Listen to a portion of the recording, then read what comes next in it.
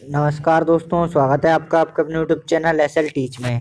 दोस्तों, आज की इस वीडियो में मैं आपको सॉल्यूशन दूंगा क्लास 11th बायोलॉजी का। ठीक है, तो आपको मैं इसका पूरा सॉल्यूशन दूंगा, तो आप इस वीडियो में लास्ट तक जरूर बने रहें, जिससे कि आप जो है इस पेपर को सॉल्व कर सकें। दोस्तों, अगर आपने अभी तक इस चैनल को सब्सक्राइब नहीं किया, चैनल को सब्सक्राइब कर दें और साथ में बेल आइकन दबाना ना भूलें, जिससे कि हम अब जो आगे न्यू वीडियोस अपलोड करेंगे उसका नोटिफिकेशन आप तक पहुंच सके। तो चलिए इस वीडियो को स्टार्ट करते हैं। दोस्तों, इसमें सबसे पहला क्वेश्चन जो पूछा गया है आपसे वो है सही विकल्प चुनिए। ठीक है, जिसमें पहला है 5 जगता वर्गीकरण किस वैज्ञानिक ने दिया। ठीक है, तो इसमें पहला ऑप्शन है लीनियस, दूसरा फैंथम, तीसरा होकर और चौथा विटकर। तो इसका आंसर है दोस्तों होकर। किसने दिया था? होकर ने। दूसरा है दोस्तों एगार का उत्पादन किया जाता है, जिसमें पहला ऑप्शन है दोस्तों शैवाल से, दूसरा है कवक से, तीसरा है बायोफारंड से और चौथा है सभी से। तो इसका आंसर है दोस्तों शैवाल से।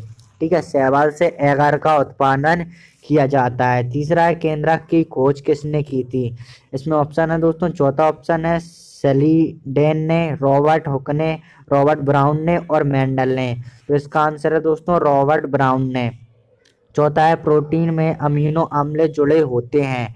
ठीक है, ग्लाइकोसाइडिक बंध से, पेप्टाइड बंध से, हाइड्रोजन बंध से या उपरोक्त सभी से।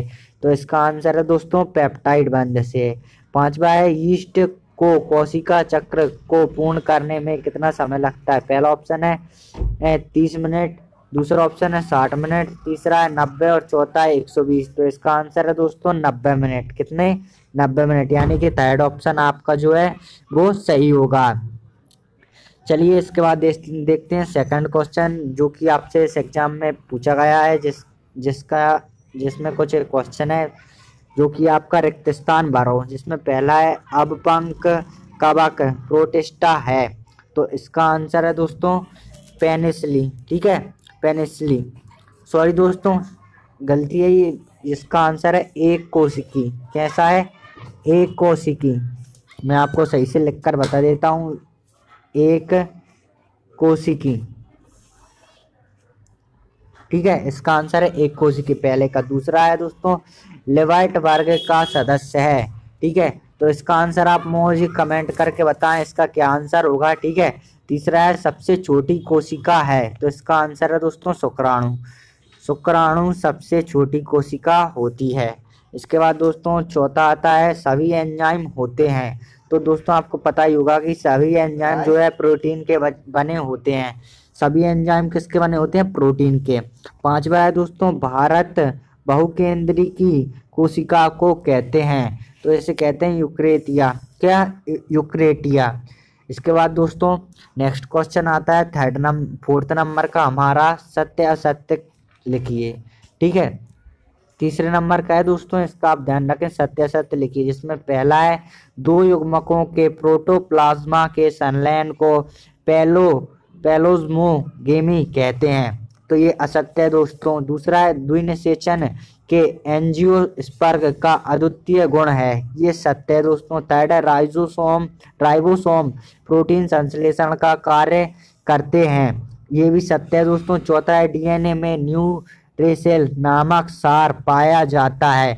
तो ये असत्य है। ठीक है, डीएनए में न्यूरेसेल नामक सार नहीं पाया जाता है।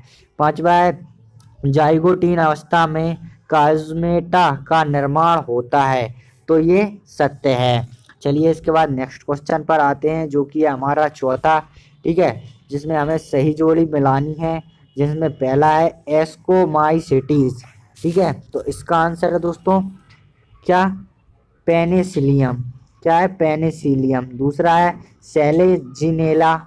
सेलेजिनेला का आंसर है दोस्तों कबाला जिम्नोस्पर्म। तीसरा है पादप कोशिका। क्या पूछा गया आपसे? पादप कोशिका। तो पादप कोशिका का आंसर है दोस्तों सेल्यूलोज, यानी कोशिका में थी। ठीक है, चौथा है स्टार्च। स्टार्च का आंसर क्या है दोस्तों? स्टार्च का हो जाएगा कार्बोहाइड्रेट। पांचवा है प्रावस्था। तो इसका आंसर है दोस्तों डीएनए प्रतिकृति। क्या है? डीएनए प्रतिकृति। तो दोस्तों बस ये था, आपको सॉल्यूशन मैंने बता दिया है। अब यहाँ पर हम इसके क्वेश्चन आंसर भी देख लेते हैं जो आपसे इस एग्जाम में पूछे गए थे। तो चलिए सबसे पहला क्वेश्चन देखते हैं 5वें नंबर का। तो उसमें पूछा जा रहा था कि मोनेरा जगत के लक्षण बताइए। इसके बाद में कवक जगत की मुख्य विशेषताएं बताइए। छठवा है न्यूक्लिक अम्ल में पाए जाने वाले क्षारकों के नाम लिखिए। इसके बाद में दोस्तों प्रोटीन के 2 प्रमुख कार्य लिखिए। उसके बाद जो आते हैं वो है दोस्तों कोशिका की परिभाषा लिखिए। किसकी? कोशिका की। उसके बाद है दोस्तों केंद्रक छिद्र क्या है, इनके कार्य बताइए। 8वां है सेलुलोज पॉलीसैकेराइड है किंतु आयोडीन के साथ यह नीला रंग नहीं देता, क्यों? इसके 8वां में है सूक्ष्म कणिका माइटोकॉन्ड्रिया को कोशिका का ऊर्जा क्यों कहा जाता है। 9वां है सूत्री विभाजन को समविभाजन क्यों कहते हैं। इसके 8वां में जीव द्रव विभाजन व केंद्रक विभाजन में क्या अंतर है। दोस्तों इसके बाद 10वां आता है अर्ध सूत्री विभाजन का क्या महत्व है। इसके 8वां में सूत्री कोशिका विभाजन का महत्व लिखिए। दोस्तों 11वां है लाइकेन क्या है, उदाहरण देकर समझाइए। इसके 8वां में दोस्तों क्वेश्चन है साइनोबैक्टीरिया क्या है। 12वां है टेरिडोफाइटा समूह का सबसे बड़ा वर्ग है, इस कथन के 3 मुख्य कारण बताइए। इसके 8वां में है विषम विषाणुता क्या है, समझाइए। ये आप पेपर देख सकते हैं दोस्तों पूरा। इसके बाद मैं आपको बताता हूँ कि कोशिका के 4 मुख्य कोशिकांग के नाम लिखिए एवं प्रत्येक के एक एक कार्य भी बताइए। इसके अथवा में है रसगाना क्या है, समझाइए।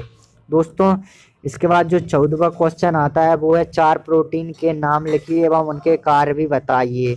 इसके अथवा में द्वितीयक उपापचय किसे कहते हैं, उदाहरण सहित समझाइए। इसके बाद दोस्तों 15वां क्वेश्चन पादप कोशिका का स्वच्छ नामांकित चित्र बनाइए। इसके बाद में जंक कोशिका का स्वच्छ नामांकित चित्र बनाइए। 16वां क्वेश्चन है दोस्तों संरचना व अनुवांशिक पदार्थ के संदर्भ में वायरस का संक्षिप्त विवरण दीजिए। वायरस से होने वाले 2 रोग बताइए। इसके बाद में आकार के आधार पर बैक्टीरिया जीवाणु के प्रकार बताइए। 17वां क्वेश्चन है दोस्तों एंजियोस्पर्म एवं जिम्नोस्पर्म में अंतर लिखिए कोई 4। इसके बाद में दोस्तों शैवालों का आर्थिक महत्व लिखिए। नेक्स्ट क्वेश्चन आता है दोस्तों जो कि है हमारा 18वां, जिसमें पूछा गया है प्रोकैरियोटिक एवं यूकैरियोटिक कोशिका में क्या अंतर है। तो इसमें आपको अंतर बताना था। इसके बाद में गुणसूत्र बिंदु क्या है, गुणसूत्र बिंदु के स्थिति के आधार पर गुणसूत्र का वर्गीकरण कीजिए।